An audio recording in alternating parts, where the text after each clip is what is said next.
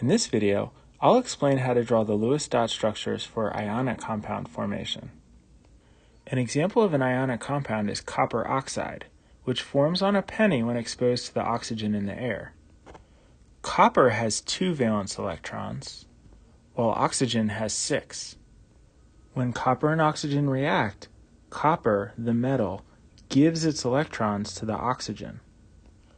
Because copper is missing 2 electrons, it'll have a 2 positive charge, and because oxygen gained 2 extra electrons, it'll have a 2 negative charge. We'll use brackets to show when there's a charge. Another common ionic compound is calcium chloride, which we put onto roads and sidewalks to keep them from being icy in the wintertime. Calcium has 2 valence electrons, while chlorine has 7 valence electrons. A calcium atom can give 1 electron to each of 2 chlorine atoms to form a compound. After transferring the electrons, calcium won't have any valence electrons and chlorine will have 8. Chlorine will have a -1 charge, and calcium will have a 2 positive charge.